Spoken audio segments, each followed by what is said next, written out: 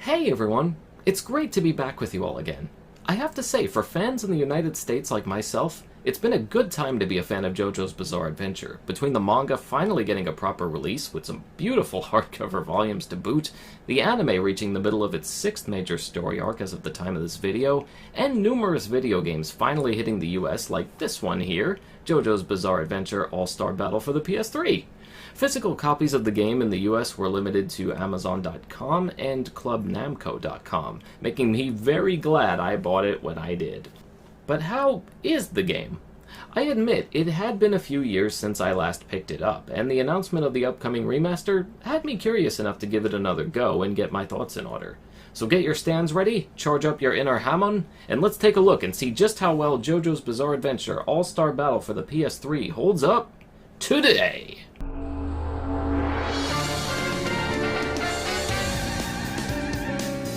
Developed by CyberConnect 2 and published by Namco Bandai Games in August of 2013 for Japan and April of 2014 for Europe and the US, JoJo's Bizarre Adventure All-Star Battle is a 3D fighting game featuring characters from the popular manga and anime series.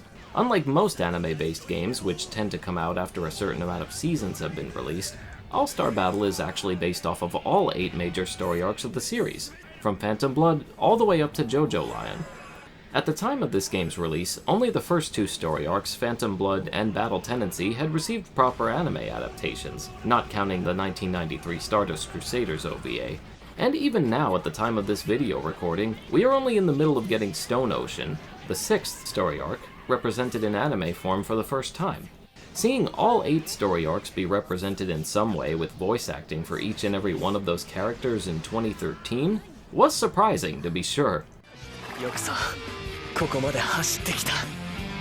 The game follows your traditional fighting game formula, where the objective is to bring down your opponent's health or have the highest amount of health remaining after your time runs out, using various forms of attacks, combinations, special attacks, grabs, and other mechanics to come out the victor. And as expected, each character has specific attacks and combinations all modeled after their abilities and styles seen in the manga. While the game is technically considered a 3D fighter, the majority of its controls and moves actually resemble a 2D fighter more, minus the dodging ability, which changes the direction you're coming in from when facing your opponent. All-Star Battle's fight engine revolves around a set style of buttons and attacks. You're given a light attack button, a medium attack button, a hard attack button, a style button, a dodge and block button, and even a taunt button. Using these together in various ways with your D-pad or left analog stick motions like forward, back, quarter circles, and the like, leads to combinations, throws, and other attack types, like being able to knock your opponent into the air for more sequences. Depending on which character you play as well as the story arcs they come from, you're also given a meter in the bottom left corner that represents the amount of energy you build up from fighting or getting hit by attacks. These meters allow you to use special attacks, the most effective being your Heart Heat attack and Great Heat attacks, which are the game's form of ultimate moves, usually looking extremely flashy and representative of the manga panels that they're based off of. And I mean really flashy. It's one thing to make a bunch of stylish looking special moves based on an anime series, i.e. something we've already seen in motion in one way or another, but to take the material from mostly manga before it and still manage to make it look so alive and, most importantly, accurate is a triumph that deserves to be celebrated in this game's case. Love or hate the art style, you have got to admire the team's dedication to bringing this to life.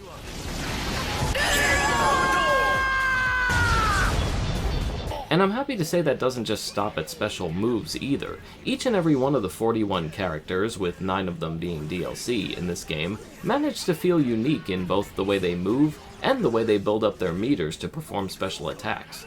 If you're playing as one of the characters from the first 2 story arcs, Phantom Pain and Battle Tendency, then you'll build up your Hamon meter to use special attacks faster than your opponents. If you're playing as one of the many stand user characters from Part 3 and onward, who fight with avatar-like characters called stands, then you'll be able to switch between 2 fight styles with the press of a button, putting the stand out on the battlefield with moves focusing on that particular stand, or keeping them hidden to allow the stand user to do their own combos, usually in tandem with said stand. The closest thing I could compare this to in a fighter would be the Persona 4 Arena games, as they share some similar mechanics here as well. Beyond all this, there's some more intricate moves than you usually see in anime-based fighters, such as canceling moves, activating rush mode by you and your opponent's special attacks colliding, guard crushes, and even taunts. The taunts can also be hilarious, as executing one right after you knock your opponent down causes them to not only have to listen to your trash talking, but forces them to lose some of their meter as well.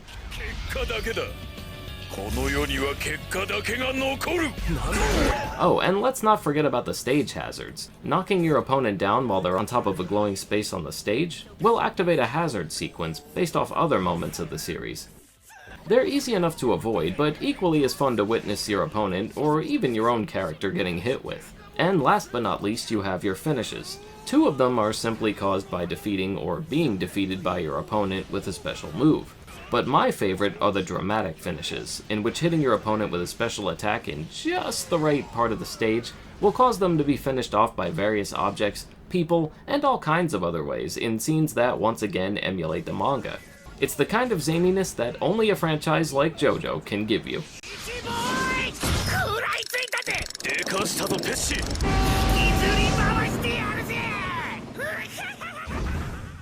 Okay, so the fight engine is not nearly as intricate as something you'd get from, say, Street Fighter, King of Fighters, Tekken, Virtua Fighter, etc. But I did find it to be more than functional for a game of this type. It's not terribly deep by any means, but it's not a mindless button masher either. In fact, as far as the combat goes, this may be one of the better anime-based fighters that CyberConnect 2 and Namco Bandai have ever put out. And yes, I'm including the Ultimate Ninja games when I say this.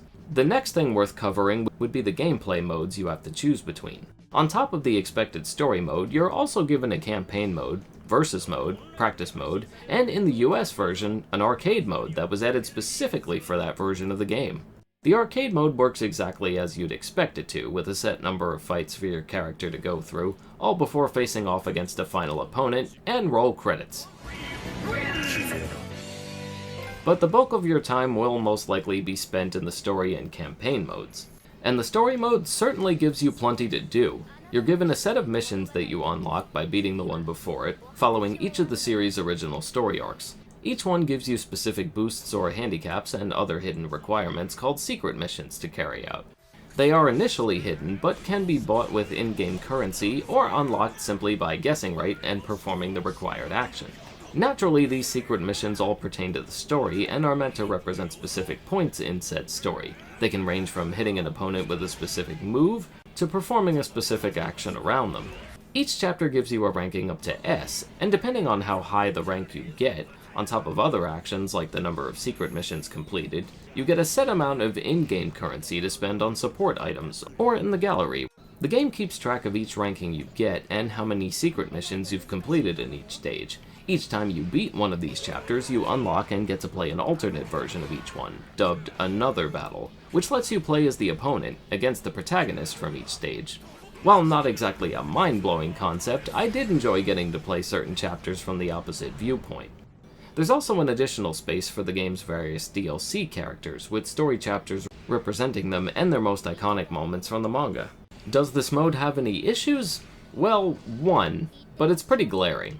Instead of choosing to present the game's story through cutscenes or even artwork beyond just a background graphic, you're given it through text. That's right, you heard me. Text.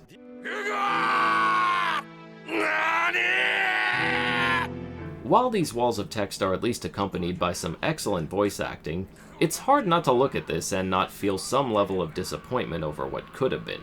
While I would have loved to see cutscenes done in a style like Dragon Ball Z Budokai or Burst Limit, I would have easily settled for some still images too.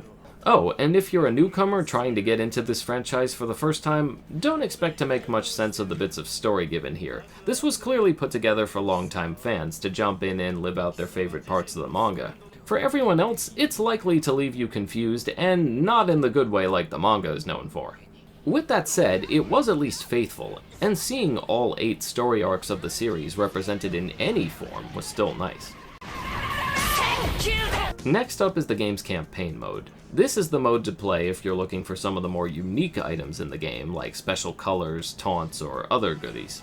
This mode puts you through a couple of different scenarios, with the goal being to reach a boss character and defeat them multiple times until their meter is completely gone in order to unlock the special items. You're also given different situations in between battles where you can engage with other characters in the series and pick up additional items if you're lucky.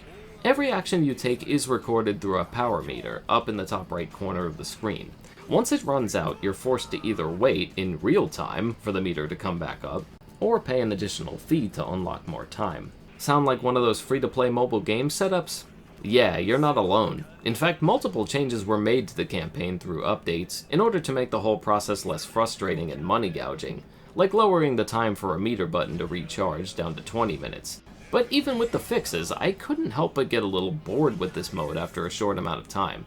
For starters, the mode itself can feel repetitive to play, especially since you're forced to go fight the same boss character multiple times in order to drain their meter and get something for your troubles. On top of that, nothing else about it really changes up too drastically, so you find yourself running through the same exact motions again and again.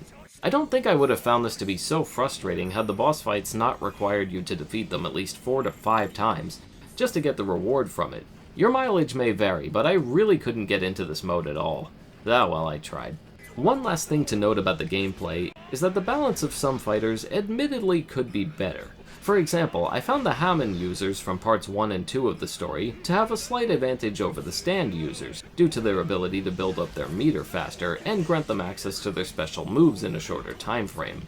Even without stands, these characters manage to simply dominate when used correctly. Your luck with online play will also vary. The European versions of the games shut off their online servers, so the only way to play is through either the US or Japanese versions. Unfortunately, since not many are actually playing this game anymore, I couldn't capture any footage of it for this video. With that said, I do recall the connection being fairly stable back when the game came out, with very small occasional bits of slowdown, which can be expected with titles such as this. Also, this should come as no surprise to anyone, but I still find it disappointing all the same. Just like in the English dub and localization of the manga and anime, just about all of the original character and stand names, based off of various rock bands, singers, songs, and the like, have been changed, so as not to infringe on any copyrights. Instead of King Crimson, you get Emperor Crimson. For Moody Blues, you get Moody Jazz, etc. Funny enough, the Japanese dialogue is still completely intact, however, so you can still hear it in the same way at least. Moody Blues! Enjoyment of this game is going to come down to just how much you really enjoy the game's fight engine and the over-the-top sequences and visuals. If you're looking for a more complex fighter with long chain combos meant to rival that of Street Fighter, King of Fighters, Tekken, and other games of the like, then this will most certainly feel disappointing by comparison. With that said, I did find it to be surprisingly deep compared to other anime fighters of its type. In fact, I may even like this engine more than the one in the Ultimate Ninja games, much to my own surprise. You have a large and surprisingly varied cast of characters, all with specific attack patterns and moves to set them apart, and prevent any quote-unquote clone fighters from making the roster feel redundant. The story, arcade, versus, and campaign modes all give you plenty of things to do, and the gallery purchases only serve to keep that momentum going for a long time. Longtime fans will love and appreciate all the details that went into making this experience feel as authentic as humanly possible. It may not draw in a bunch of new fans to the franchise, but it shouldn't scare them away either. And that's a plus in my eyes.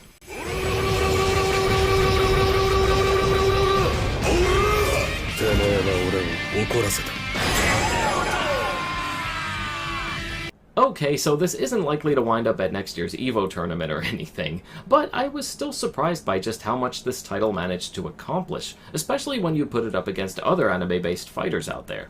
If the upcoming remaster is going to continue this trend of gameplay and add even more goodies to it, then you can be sure that'll be one to look out for too. As it is, I actually rank this as one of the better 3D anime-based fighters out there, and believe it does deserve an extra shot with fans, especially now that the series is only getting more and more popular with each passing day. Even if you've never experienced the manga and anime before, and find yourself curious, I think you'll be surprised by just how much fun you'll still manage to have, especially with friends. And that's going to do it for this video. Thank you all so much for watching. Have you played this game before yourself? Let me know your thoughts in the comments below. And if you're feeling generous, please consider supporting my Patreon, where awesome people like Brandon and Cielo help to keep this channel going. See you next time. What? Really? Do I have to? Fine. You thought it was a video game review, but it was me, Dio! There, happy now? Jeez.